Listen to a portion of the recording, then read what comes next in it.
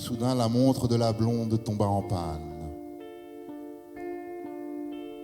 Les 3 aiguilles ralentissaient. Tout ce qu'elle cherchait, c'était un beau baobab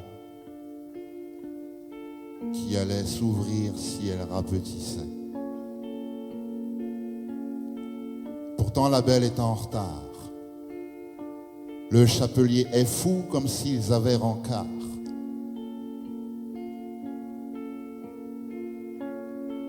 Emprisonné entre le R et le U, le lièvre de mars ne sera jamais d'avril.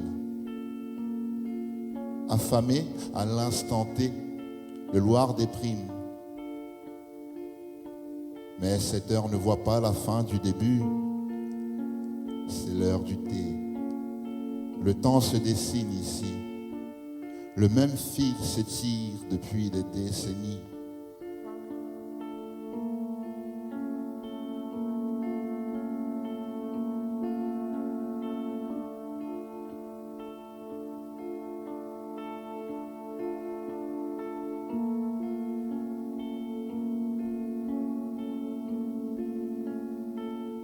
Pourquoi les rectos sont tous de signes verso?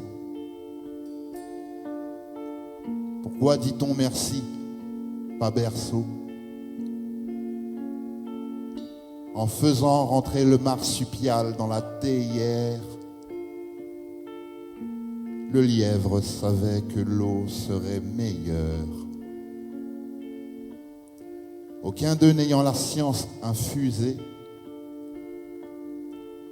le Loir dort car dans ses rêves il conduit une fusée.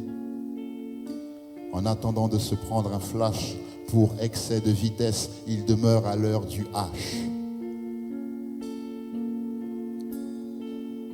Comme un escalier qui mène vers le mur, le chapelier nous verse des murmures nuls qui font vibrer le fémur puis les muscles du lièvre. Nostalgique, les souvenirs ABE, c'était juste hier.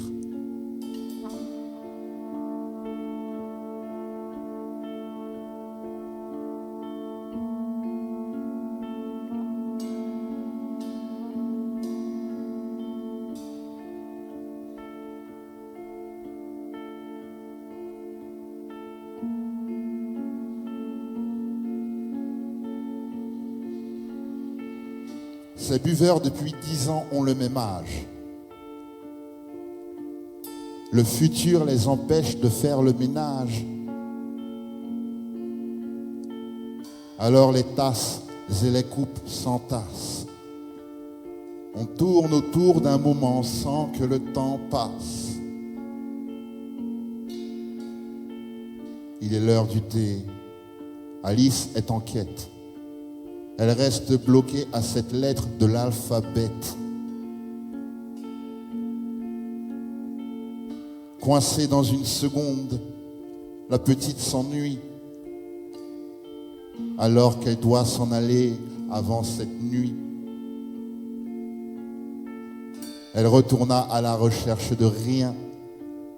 Puis soudain, la première chose qui lui arrive de bien. Un tronc d'arbre s'ouvrit sans abracadabra. L'imprudente hésita, puis s'y engouffra.